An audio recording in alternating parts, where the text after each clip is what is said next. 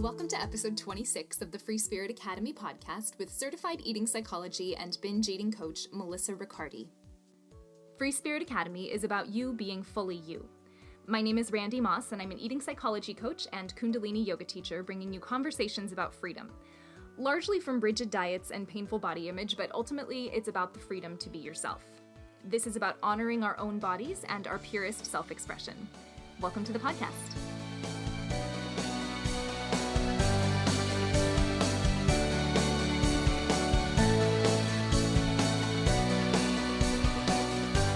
It's been super cool to see since I graduated from the Institute for the Psychology of Eating, which is Mark David's program in Boulder, what a huge variety of teachers and coaches I meet and see on the internet. And some who are amazing and some whose approaches I don't care for or resonate with, which is fine. There are so many people, so many coaches because there are so many people and our uniqueness is amazing.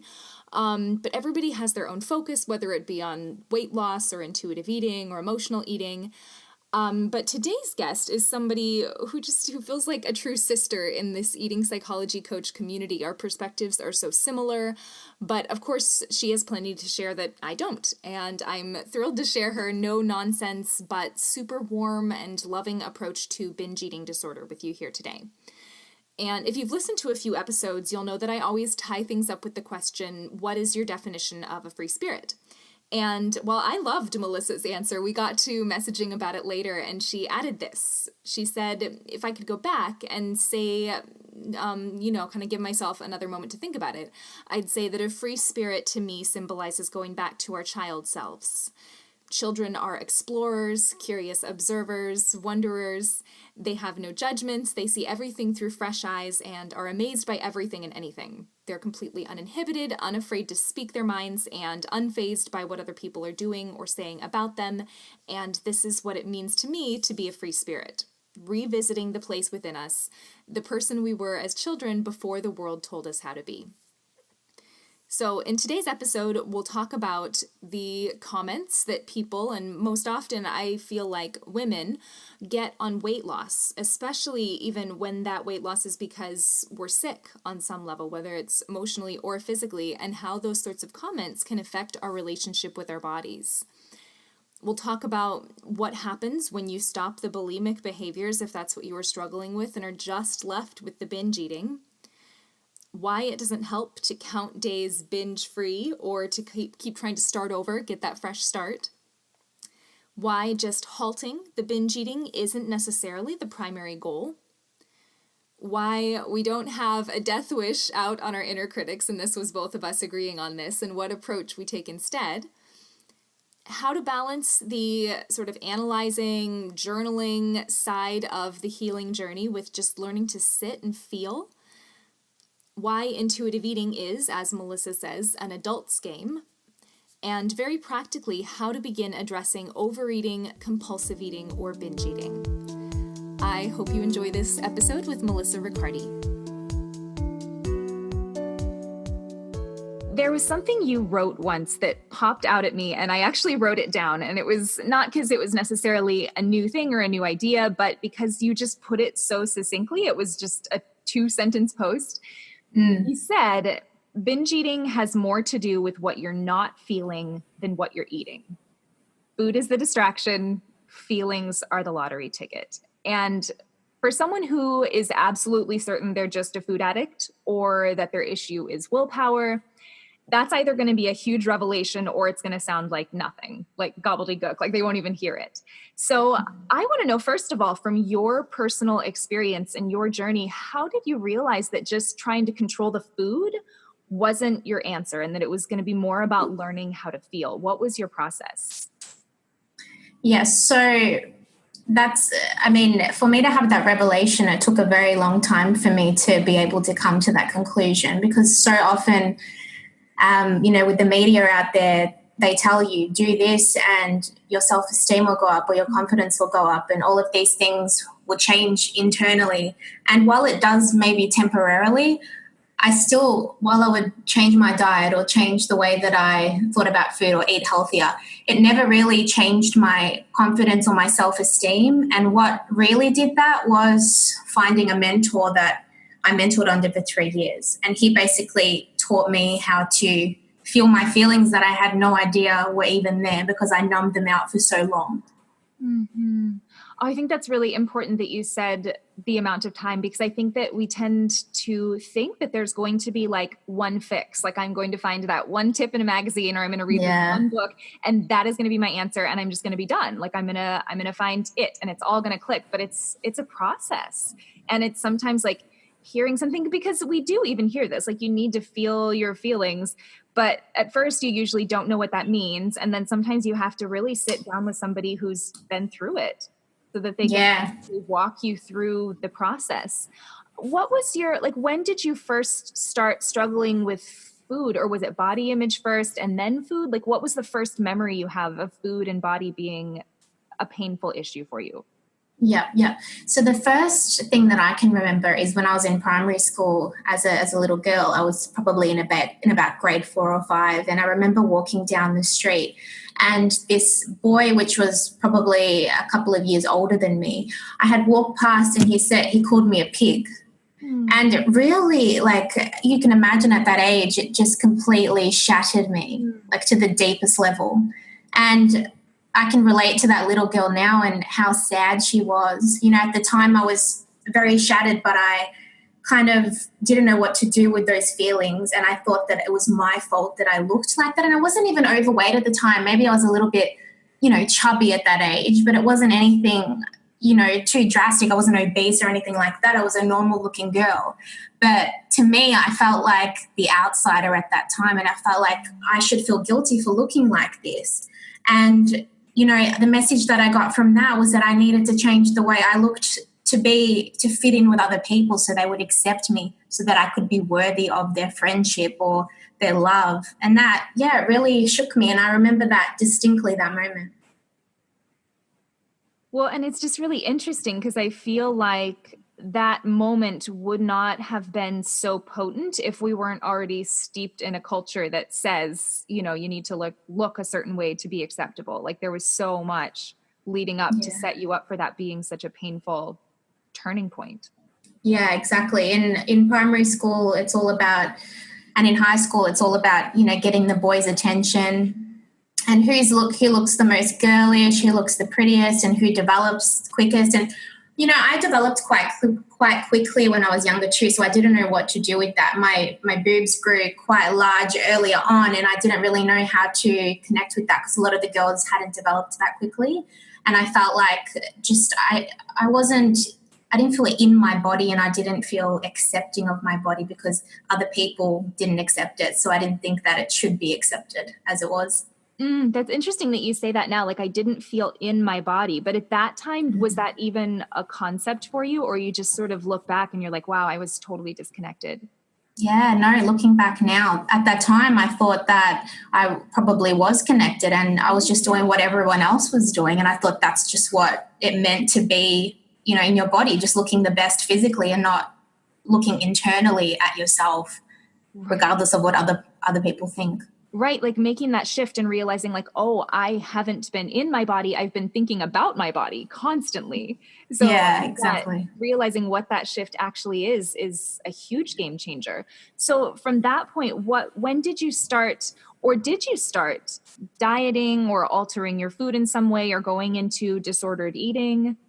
Absolutely. So I would say I spent a lot of time maybe, because I used to go to my Italian grandma's house after school each day, and she'd always have pasta and chicken schnitzel. And, I would start to gradually decrease the amount of food that I was eating there, and I would be more cautious of the portion sizes that I was having. So I did find myself after that moment, years on, gradually getting more and more diet obsessed and more and more cautious about what I was putting in my body, but not in a healthy way, in an unhealthy way.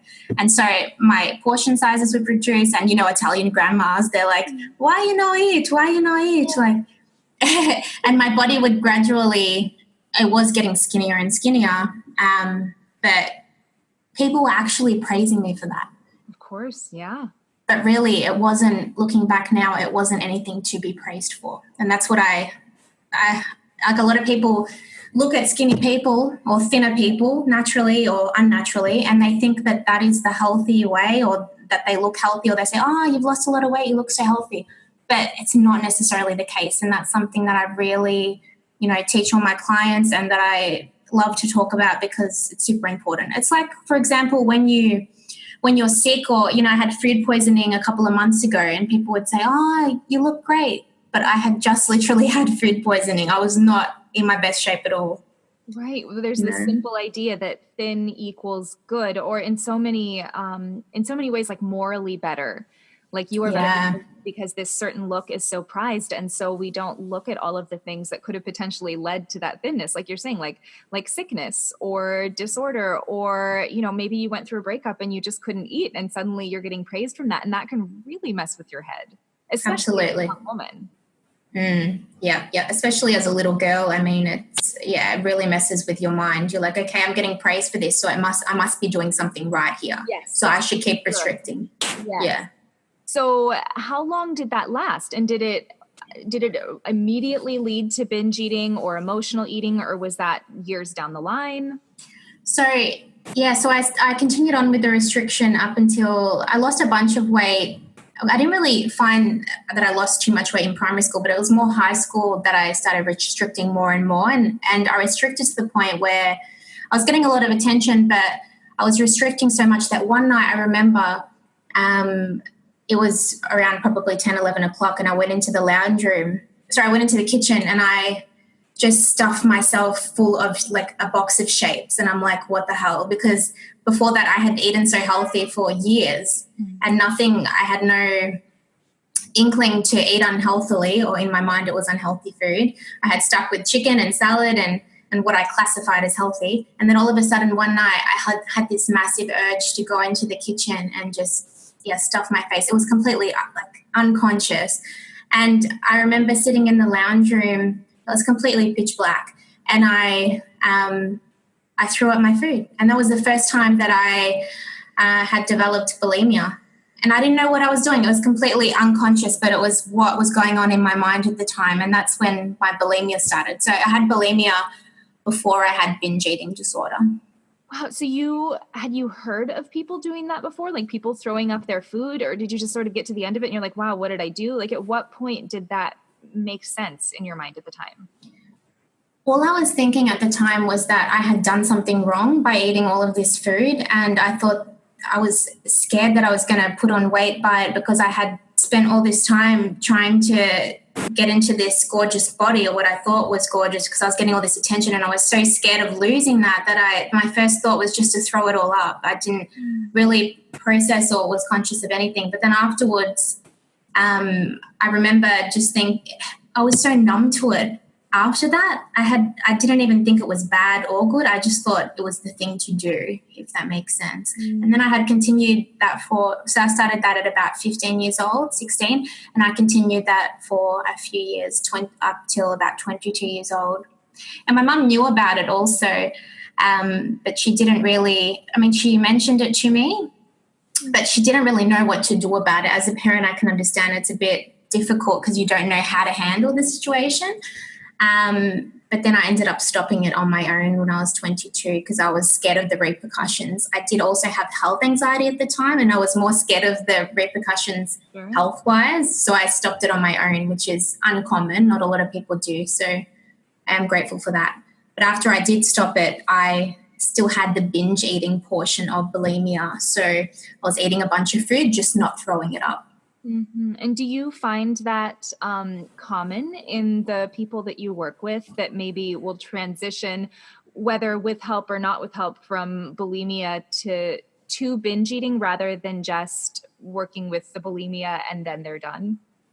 Yeah, absolutely. Because it depends what kind of internal work you do on yourself. But I feel like there is a process where you jump from, there's various steps to recovery. And I think one of those steps is bulimia, and then binge eating will show up on occasion. And then overeating, I feel like, is the final straw, where you're more conscious of what you're doing, but you still continue to do it anyway.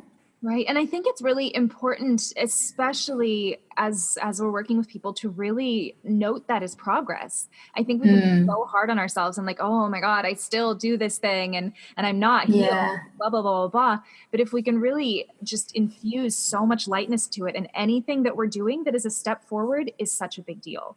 Such a absolutely. huge deal. Totally. And we need to go back sometimes. I mean, a lot of my clients, yeah, like you said, they beat themselves up for, oh, I haven't binged in 2, 3 weeks. And then all of a sudden, like I was going strong and now I've taken a step back. But I don't really call it a step back. I call it a point where you have a new awareness, because who you were 2, 3 weeks ago is still not who you are now. It's still different. And you can look back on that and see how different you are now and how you're handling it now compared to before, even 2, 3 weeks ago.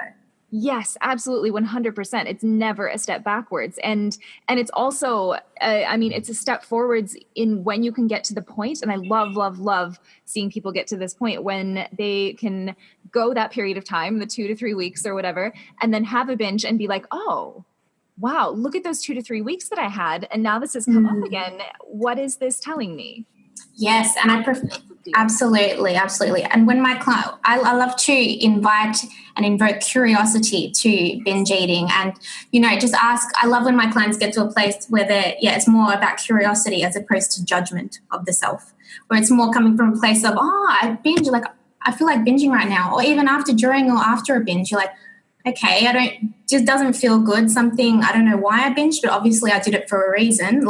I'm just going to check in with myself. And so I suppose the whole gist of it is I feel like progress isn't that you're not binge eating. Progress is that you're becoming more conscious. Mm-hmm. Yes. And you're turning, yeah. So you're turning, like we want to hold on to this beating ourselves up because we think that's what's going to get us to the not binge eating, which we think is what the goal is. Yes.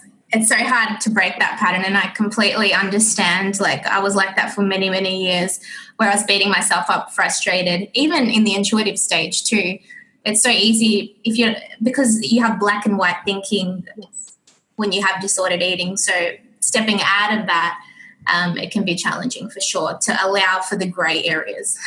Right. And because in that black and white thinking, we think that the goal is, I never binge again. Or I see this a lot in like the binge eating community groups on Facebook, where they're like, okay, I've done 21 days not binging. But then if they mess up one day, if they mess up their everything is lost. Absolutely. Yeah. And exactly. There's no celebration. And I don't know, what do you think of that when, because I used to do this too. And I don't know if you did, but counting, like, I'm going to go for this many days without binging. Yeah, I have to admit, I didn't do that, but I do see a lot of people, and I actually wrote a blog post about this, and I don't like it for the reason that you're not giving yourself the small wins of all those times that you didn't binge, because okay, I'm starting from scratch, so day one. But what about all those days that you didn't binge and what you learned from the times that you did binge in that time? Like, this is life now, and it's not day one tomorrow. This is life right now. So I don't feel like, we're not starting a new life. This is part of our journey. Yes. The starting over thing too is that very black and white mindset. And we want that, right? Like, it feels really good to have that fresh start. Like, now things are going to be perfect. Now, like, and there's so many fresh starts. Like, if we look back and think like, well, how many times have I said this? How many times have I said, this is my fresh start? This is my new hope. I'm going to be good from here on out. And then if you're not 100%, then it's like, again, like it's all lost. Yeah, absolutely. And I remember you talking about why we might not want to get rid of binge eating 100%, or why like that's not the goal. Yes. Oh my gosh, I'm so passionate about this. So in terms of not wanting to let go of binge eating 100% or wanting to recover 100%, what I mean by that is binge eating is always a sign that we need to look into something deeper within ourselves. And what a beautiful thing that we have something external that is inviting us to go within. Some people aren't conscious of that, or, there's all these things that show up in their lives, but they're not conscious of it. But this binge eating, we know that it's something that is uncomfortable for us, and it's something that may frustrate us. It's also a sign that, okay, the binge eating's back. This must mean something's going on internally. And I love that it's an indication and a sign that comes up to say, okay, time to look at this. Like, I thought my life was going, that I was sorting things out, that I was, doing the work on myself, but clearly something here is telling me to go inside. And I always think of it as that binge eating is always a sign to go inside and see what's going on. Doesn't mean that it's bad. It's just a signal, a sign to go inside the self. And I think that, I think there are so many ways that we need to redefine recovery, because that in itself isn't a step backwards. It's often, I think, like getting to a deeper layer. Like we've done all of this understanding work and feeling work, and maybe you get to a point where you're not overeating or binge eating or eating compulsively for a long period, and then it comes up again, and maybe it's just that you've hit a new layer of something that is asking to be felt and asking to be understood. Not a backward step, just to like, this is your thing. Like we all have a thing that tells us, oh, hey, like you're checking out, or you're not connected to your body, or life is asking you to look at something. Your body is asking you to look at something. And this is the only thing that will get your attention, because it's a painful thing. And there probably were, and I think that we learn this as we go, little signs leading up to that we're saying like, hey, look inwards, feel, drop in. And if you're not noticing those, then binge eating comes in as a support. Or just, I think too, and what I've noticed in my own journey, that it's not, because I think this can really scare people to think like, what do you mean I'm going to be a binge eater for the rest of my life? Like that's, I don't think what we're saying, but compulsive eating or overeating or just like checking out when you're eating is just a little like wake up call at some point. Like, this is just your thing, your life, your body's way of saying like, hey, go back in, connect back in, come back home, essentially. Exactly. And I would say, a lot of people are scared of the weight gain or gaining weight, but I would say that that's another way that if weight is really important to you in your life and you're scared of gaining weight, then that weight is a way for something inside of you trying to get your attention, because it's the only way that it knows. Because with females, what better way to get your attention, this part of you, than to have you put on weight? Then you have to look at what's going on, right? Yes. What do you say to somebody who is having a hard time looking at that as a positive thing? Because we really could look at all of this, and I think it supports us to look at all of this as supportive to us. So the weight as a supportive, positive message, the compulsive overeating as a supportive, positive message. How do you work with somebody that's really having a hard time seeing the positivity in that? Yeah, it's difficult because, first of all, I would say we need to acknowledge that the weight is uncomfortable for us at the moment. So start with whatever you're feeling about it. You don't have to be okay with it. You just start with where you're at. Yes. Yeah, don't pretend that you're happy about it. Don't pretend to love your body if you don't. Just admit, like, hey, right now I've put on 20 pounds. I'm super uncomfortable in my body right now. And have that be okay on some level. And that's your starting point.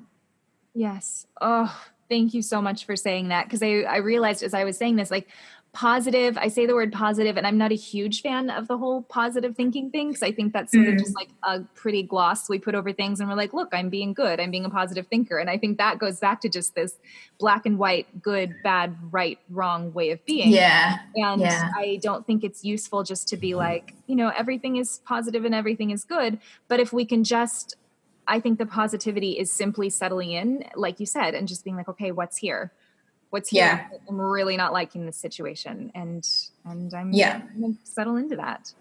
Yeah. So my second step would be, there's obviously a part of you that has put on the weight. Like, I like to think in terms of there's different parts of us. So we have angry part, sad part, frustrated part, and this is all metaphoric, of course. And all these parts serve a purpose in our lives, and they are always there to protect us, or they really want the best for us, and they're doing the best they can in order to help us meet certain needs.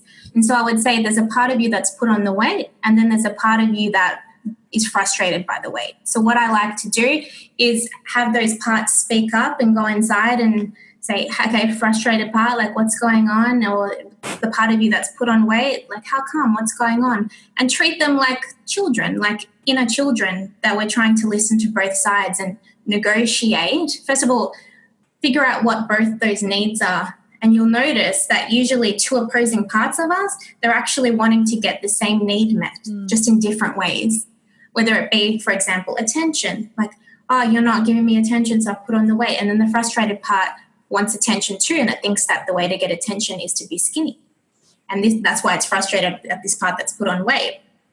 So we want to negotiate with the parts and be like, okay, you want this, and then this part wants this. So how can we work together so that Mel, for example, is the best version of her? And you want to just basically listen to the different opposing parts and, just really acknowledge the parts of you that feel different ways and try and find some camaraderie and connection there. And then the feelings themselves will process, and you'll be able to find a conclusion there that helps, and you can see what's going on there. And then you can get into a place, if you want to shapeshift the body, it becomes easier because the parts are working together now, if that makes sense. Oh, it totally does. And I love it because it's like you're not making any part of yourself wrong.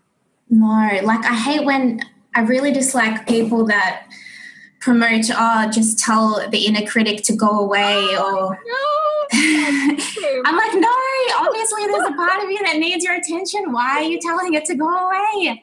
Oh my gosh. Oh my God, I know. No, I'm so with you on that. Or like they'll call it their inner gremlin or their inner demon or any of these things, or they just like tell it to shut up. Like I feel like there's this one book that my clients will bring up a lot, and I probably shouldn't even try and think of the name because let's just not go there, I guess. But I don't know, like they call this their inner binge eater, something awful, like the monster or something. It's much more harsh than that. But I remember the first time somebody brought that up to me and I was like, oh my God, so harsh. Not only do we not need to do that, it's really not actually helpful. No, it's not. I mean, would you say that to a child? Would you say that to your own child? No, of course not. Yeah. So I love this, working with the different parts of you. How do you balance this sort of analyzing, thinking, maybe journaling, picking all of these parts of us apart side of it with the simple, just feeling, sensation side of things? Because I think that it's very, we like to go into analysis. It gives us a sense of control, but we don't often like to go into just like being and feeling. Yeah. And that's the hardest part, I think, because logically to understand what's going on for you, I feel like people are awesome at doing that. People know why they binge. Like either it's because they're lonely. Most of the time you know why, or at least, a particular layer as to why. But getting into the emotions and the feeling is super challenging, and I totally get it because even me, I've done it for years and it still is uncomfortable. And the point isn't that it's not going to be uncomfortable, because it is. There's a part of you that is pain. Like your body doesn't want to experience pain. So of course it's going to try and, distract you by using food or coping mechanisms and distract you from the pain. So to go into the pain is uncomfortable. So first recognizing that and accepting that, and recognizing how we distract ourselves from feeling. And the second step is, in terms of doing the work, or what I call the work, so it is looking at these parts. And for example, if I was to do the work on myself, I would go into a set of questions that get me deeper and deeper into the core beliefs of myself. So if I was overeating, I'd be like, hey, like, what's going on with you right now? And then this part would communicate back. And this part is more subconscious. So if I was to, and this can be a little bit challenging initially because a lot of the time we'll still use our logical minds as opposed to our feelings. So it is helpful to work with a coach in this. But my first step, if people find it challenging to connect with their feelings, I simply just have them put their hands on their heart area and just like close their eyes and just breathe. Take a deep breath and just get into the feeling body and just connect with their bodies again and just tell me what they're feeling, like the first thing that comes to mind. And even the emotional language is challenging if you haven't been taught this skill. And it is a skill. Emotions and feeling and emotional language is a skill if you haven't been taught it when we were younger, which a lot of us haven't. So what I like to do is have like a feelings list that I give my clients usually. And it's just a bunch of feelings, and they simply have to pick one that they can relate to in that moment. And sometimes I'll have them set timers on their phones for like every hour. And every hour they'll go within, they'll close their eyes and they'll be like, or maybe they'll know exactly what they're feeling. Like if they're in a meeting or something and they feel angry, usually those predominant emotions you can feel straight away. But what that does is it gets you to subtly feel every hour more and more as you practice what you're feeling. And it's easier if you can just have a list, because the inner child likes to have, it helps if there's something in front of it, it can just point to whatever feeling it's feeling. Oh, I really like that. I love how concrete and practical that is. Do you Yeah. find that people get tired doing that? Because I see that a lot, where it's like actually feeling for the first time, if it's the first time for somebody, is kind of exhausting.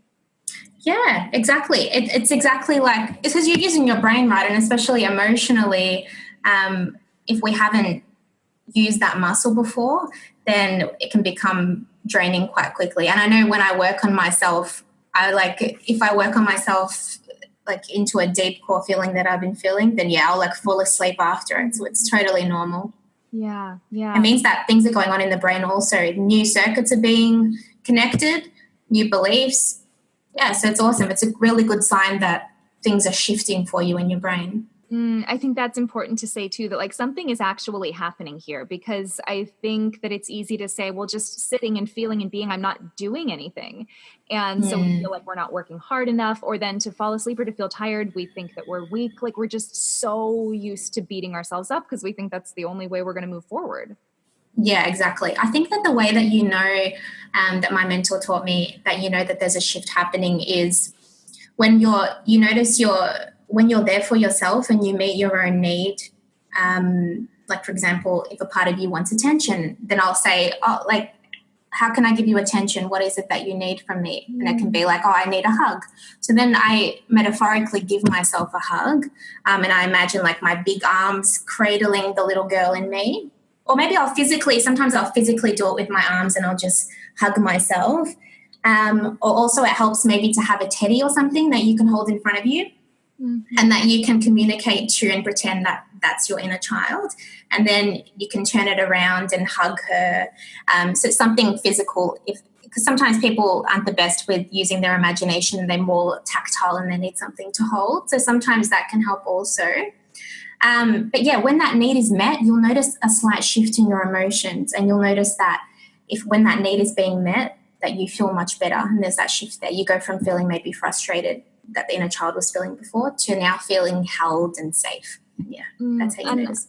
I love that, because it actually gets you into your own experience. So it's not like this list of like, this is what you do when you love yourself. You should take a bath or go for a walk or do this or this or this. It's actually like, okay, I have to feel my own pain, my little part of me that's hurting, and ask her what she needs. Yes, we have to be parents to our inner child. It's only us that can do that. It's like our own parents. Like no one else can parent us better than our parents, right? No one else can be there for us better than we can ourselves. And it's all about taking responsibility for our own feelings, for our own selves. And unfortunately, as uncomfortable as it is some of the time, no one else can make us feel as good as we can ourselves. Right. Absolutely. And I was thinking about this earlier too, because one of the first pieces that we touched on was just this embodiment, this being in the body rather than constantly thinking about the body. And we're talking about healthy versus unhealthy foods. And that is so different when we're living in our heads and we have an idea of like, okay, this is healthy, so this should work, versus actually living inside your body and saying like, okay, this is what I think works, or this is what I think is healthy. Let me try this on and experiment and see like what actually is health supporting for my body. So tell me about embodied eating, intuitive eating, and how that ties into binge eating, how that ties into health on every level from your perspective. Yeah, so intuitive eating is, I would say, an adult's game, in that it's hard to do intuitive eating when you are not living in your body. So intuitive eating is quite an advanced thing to do, in that it takes a while to actually tune into your body wisdom, because we've lived so long not being in our bodies. So there is quite a process involved there to get back into our bodies, because first of all, there's feelings that don't want to be felt. So that's the first step, just taking a breath into the body and continually going, instead of checking out, continually trying to check in with the self. And I think that's really important. But intuitive eating is, I would say, a kind of meditation for people. You know, when you going from being disconnected to connected again, it's a beautiful thing. I mean, it's not always comfortable in that you're feeling feelings that are uncomfortable, like I said. But everything is a meditation. When you turn into the self, it's always going to lead you to the truth. Yes.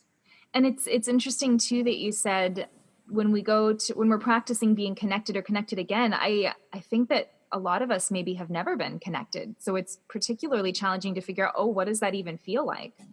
Yeah, exactly. And that's why I love using the breath, because it gets you into the body straight away, a deep breath. Like I always say the breath never lies. Like the breath always puts you into the present moment without any beliefs, without any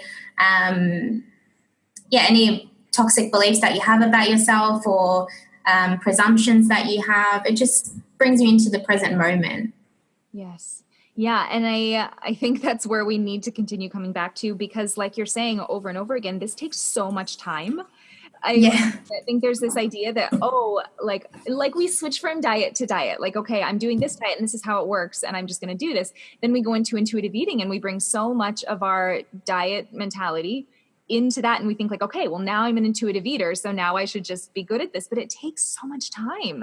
And there's so much with the feeling your feelings, or the like, you know, if your inner child or some part of you asks for a hug and you give yourself a hug, that's a practice. Like it's a practice learning how to ask. It's a practice learning how to hear. It's a practice learning how to hold yourself if that's what you need. So it might not even work at first. Like a lot of this stuff might not feel like it works at first. There's so many layers, and it takes so much practice and dedication to yourself.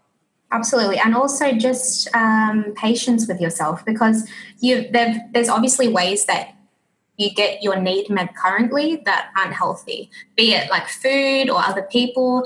And I think that it's important to have that crutch there, because that currently, and this is like my favorite thing to talk about, but the binge eating crutch or using food, I never want to take that away from people, because that has helped you up until this point to protect you in some way. So I never want to take that away. What I want to do is introduce new tools so that people are able to see slowly that part of you is able to trust that you're going to be there for it in a way where it doesn't need to use food anymore. Yes. So practically, what does that look like? Like, so somebody is binge eating. They just want to get rid of the binge eating. They're asking you, how do I get rid of this thing? How do you transition them? How do you introduce this idea? So I would get them to, I mean, it's difficult because if you're just bringing more consciousness into the situation, so it can be, and it doesn't matter where in the process you're bringing more consciousness. So sometimes initially you may not bring more consciousness till after the binge. Like it will be too much between the time when you get that urge to binge and you actually are binging. We want to slow that down. So that can mean taking a deep breath and getting into the body and trying to connect with that part that wants to binge and say, hey, what's going on right now? You want to binge? Like, what's going on? And that part may not trust you straight away because you haven't been there for it in that way that it's needed for a long time, if not forever. Not by fault of your own. You just weren't taught the tools to be able to be there for yourself in that way. So it's never about blaming or anything like that. You're using new tools and you're trialing them out. It's new territory. So first of all, give yourself a break, I would say. And also, if you're not giving yourself a break, give yourself a break for not giving yourself a break. So just meet yourself where you are. But yeah, being present and checking in, okay, what's going on for you? How come you're binging? And in that moment, you might still binge. That's fine. You've taken that baby step to try and connect with yourself. So every time, you always have the next opportunity or the next meal to be intuitive and step into your body. You always have the next binge eating episode to be more conscious and bring more consciousness by checking in with yourself. And it could be afterwards. Even after you've binged, I always encourage my clients to check in with themselves. And I used to do this with myself. And I'd say, hey, like, what was going on? How come you were binging? And trying to connect with that emotion. But again, it is challenging to do on your own because we have mechanisms in us that protect us from feeling pain, because sometimes some of this stuff is completely like if we don't have someone to be able to mirror to us that it's okay, then we won't feel safe enough. These parts won't feel safe enough to actually connect with us and tell us what's going on. Yes. And really to have somebody who has done the thing before, because it can feel really, really scary to say like, okay, you're probably still going to binge for a little while. Like we have to start on the back end, like how checking in Yeah. afterwards, not beating yourself up afterwards. And then there's the stage where you learn to be present within it rather than totally checking out, which is what we use binge eating for. Like you're there for it and you're tasting and you're feeling, and it's like, okay, who am I in this circumstance? And then perhaps you become capable of putting some space between you and the binge. And I think it's really hard to believe that that's possible unless somebody is standing in front of you saying, this is an actual process that I went through and it takes time. It really does, honestly. It's even so many years up until now, there's feelings and core beliefs that I have that I'm still unraveling to this day. Like one of them is that I'm unworthy.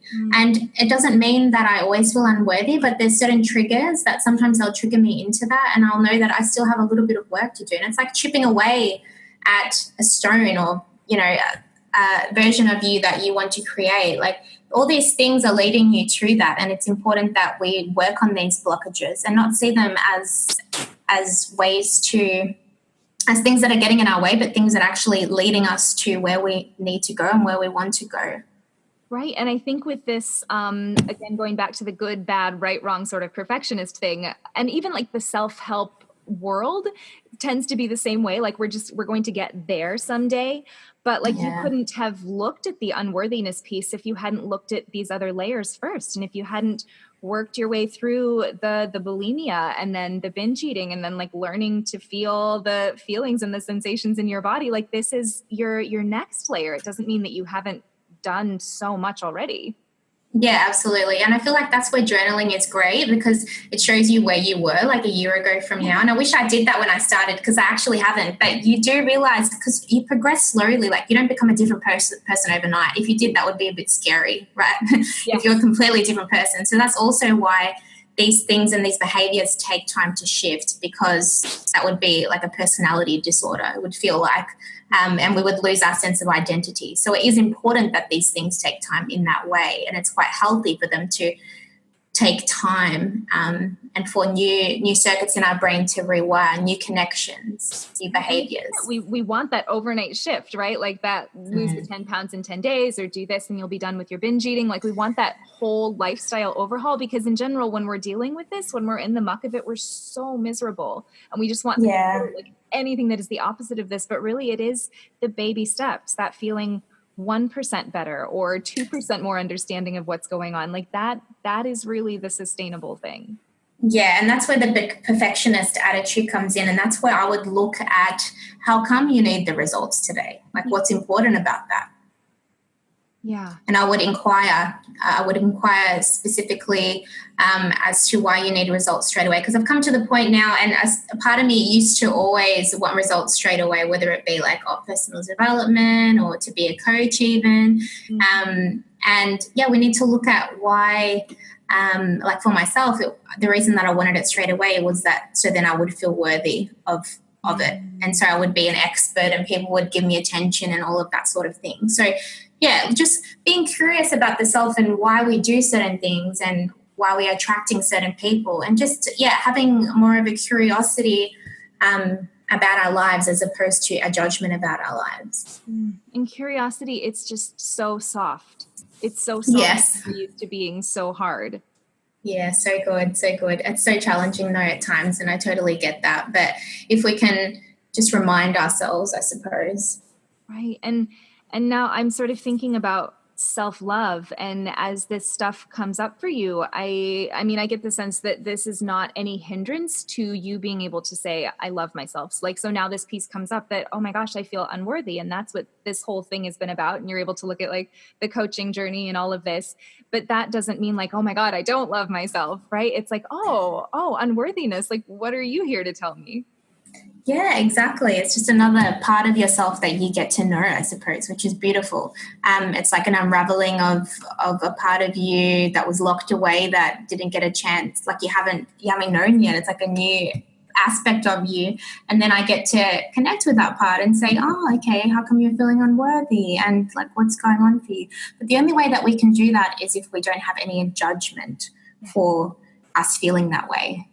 Right. Which ironically, I think that a lot of the conventional approaches are kind of judgmental. They're even when they sound empowering, like there's this positive thinking like, oh, you don't need to feel that way, or don't focus on the negative or any of this stuff. But that's just like, it's trying to put a shiny Band-Aid over all of these layers of things underneath that we are labeling as bad, even if we don't necessarily think of that.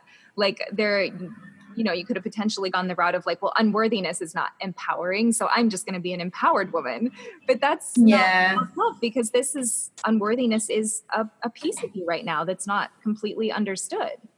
Exactly. And it's challenging because, on social media and in life in general, people don't discuss the stuff that they're going through, the challenging times. And that's why I try, the other day I posted a video that I was feeling unworthy, and I wanted people to hear that, because it's important that at least I'm starting to set the tone and be an example, because there's too much social media pressure to look a certain way or appear a certain way or just give the highlights. And I just don't want the world to be like that. I don't want people to see that and think that how they're feeling isn't how they're supposed to be feeling, because how you're feeling is exactly how you're supposed to be feeling. And I really want people to get that if you're feeling sad, that's how you're feeling at the moment, and just try and be with yourself in that sadness in whatever capacity you can, and just keep trying to be there and do that, and reaching out to people and following people that actually can relate to you with that, and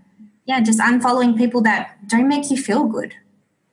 Yeah, totally. And I really like that, because it'd be so easy for people to look at you and be like, well, she's healed her binge eating, so she must just be happy all the time. Because I think that it's very easy to think like, oh, binge eating is the thing that's in the way. This is the problem. Once I'm over it, then I'll just be happy. I will have arrived. But you're saying like, hey, this is what human looks like.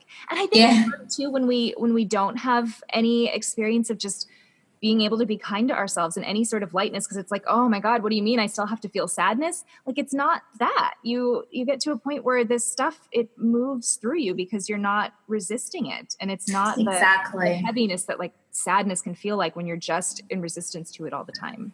Exactly. It's not so much that you're feeling sad, but that you have the tools to be able to navigate through that and realize that that's a human emotion, and we have those feelings for a reason. We have sadness, anger, frustration, and they matter just as much as happiness, peacefulness, and joy do. They just serve a different purpose. Yeah, those things are not going away. They're messages to you. They come as communication to you. Absolutely. Don't try and push them away, because I'm telling you, it's going to come back and bite you in the bum. Yeah, absolutely. This is so wonderful. And I love how practical you are, and how like this is just, it's so non-fluffy, non-woo-woo, non any of this stuff. And I really appreciate the work you do so much. And I want to ask you, is there anything else? Because I feel like there are so many other areas we could go to. Is there anything else that you want to say or express, or that you wanted to touch on in the world of intuitive eating, binge eating, self-love, or any of the work that you do? I just want to touch on sometimes in the binge eating journey, we'll resort to, and we touched on this earlier, going back to binge eating, but also going back to when we are during the intuitive process, we'll want to go back to dieting. And I want to say that that's okay to go back to it, and it's okay to want to go back to it. Like, there's nothing wrong with trialing it out again and seeing that having more proof that it doesn't actually work. And sometimes you need that to be able to have closure that the dieting isn't going to be the solution to what's going on inside of you. And I've been there many times myself. I've gone back and forth with diets, and, with the media, they're always promising something new. So it's really not your fault that you're even tempted by this stuff. Right. And as to what you were saying earlier also about the binge eating coming up again, I went through this a lot over the years, and it'll still pop up every once in a while. Like I'll find myself overeating, and that's my little cue that like, oh, Randy, you were really taking control again. Like you were really trying to push something that your body wasn't working for your body. And that's all it was. Like that's just a little message, and then you move on. It's not like, oh my God, I've messed up. Yeah, exactly. No, but yeah, exactly. And, one thing that I do say is that, my clients ask me, do you still overeat? Like, I'm like, yeah, of course I do. Like, for example, but the difference is I overeat, but I make that choice for myself. Like, I know that I'm overeating and it becomes a choice. Like, for example, at like a Christmas gathering or something, there may be food there that I don't have all the time year round available. So I'm like, okay, like, I'm going to enjoy this, and if I overeat, then it's about making the choice and being willing to take responsibility for the consequences of that choice. And that's where being an adult comes into it. So you have to take responsibility for the actions you take. So if you choose to overeat, know that afterwards you probably won't feel good in your body. But have that be okay. Like if it's worth it to you, then do it. And if sometimes you do it, and it's not conscious, then have that be okay too. Those are the repercussions. It doesn't mean it's a bad thing. That's just what's going to happen. Yes, I think this is reframing so many words that have so much heaviness to it. Like taking responsibility isn't a like, well, you overate, so you deserve to feel bad. It's just a like, no, you chose that. Or maybe you didn't. Maybe you spaced out for a minute. Like, no big deal. How does this feel? How you doing? Have that sort of like you're saying, conversation with yourself. Exactly. You might need to sleep it off or, for a few hours because you're in a carb coma. Who cares? At the end of the day, I like to say that, binge eating and overeating is not the worst thing that you can be doing to yourself. There's drugs out there that you could be taking. It's not the worst thing. I know that it's not the best feeling in the world, but there are worse things that you could be doing. Yeah, absolutely. And the more consciousness that you bring to it too, because I think what people are afraid of is just constantly feeling out of control. But what you're saying, I believe, is that you get to a point where you're choosing. You're totally with yourself. You're like, okay, I feel what's happening, and I feel that pull, and I'm going to make this choice right now, and I'm going to understand why this is here. And it's not this like, oh my God, I'm out of control.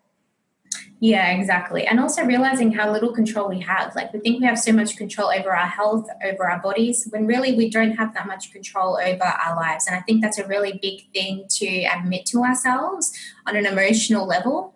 But even if we put good foods in our bodies, or what you think is good foods, healthy foods, and then, you could still die tomorrow. You don't know. So I would say just really being with the thoughts that, I don't have like what am I trying to control here, and how come I'm trying to control this? Because is it controllable? Probably not. So how come you're trying to hang on to this, and inquiring further within yourself about that? Right. And that's not even to say like we have choices, and it's very like we go on our trial and error journey and the feeling journey, but it's a different thing from that rigid control, or saying like life should look like this and I'm going to try and fit it into this box and make things happen this way. Yeah. Totally. So the last question that I always ask on this podcast, the name of the podcast is Free Spirit Academy. And when I think of a free spirit, and this is not actually the dictionary definition, I realize, or like, I don't know if it's in the dictionary, but like you look it up and this is not necessarily what they say. But what I say when I think of a free spirit is it's just you getting to be yourself. Like 100% everything that you're capable of being flowing through you right now, that is you, free spirit. So beautiful. When that comes in for you, like, what do you think of when you think of a free spirit? I think your definition is absolutely beautiful, and to feel that and have moments where I do feel that within myself is a beautiful thing, and I wish for everyone to feel that way about themselves. But my definition would be not caring, not caring in a way that other people's opinions don't affect you, but just letting yourself be you without condition, I suppose, without any fluff or any drama, just being yourself, authentically yourself. And I know that everyone says that, but to not let anyone else dictate you or tell you who you are. Thank you. Thank you so much for that. And thank you so much for this. And if you resonated with what Melissa had to say today, I know you have a really great Facebook group, a very great and active Facebook group, and you're there in Facebook Live quite a bit. Are there any other directions that you want to point people? And obviously we'll have these links in the show notes, but for people to come find you? No, so simply, to hop onto my Facebook community, Beyond the Binge, it's called. And the space there is super supportive, super safe, and we encourage everyone to join and take responsibility. It's a place where you take responsibility for yourself and share what you're going through. And it's super supportive. So hop on over. Amazing. Thank you so much, Melissa. Thanks, Randy.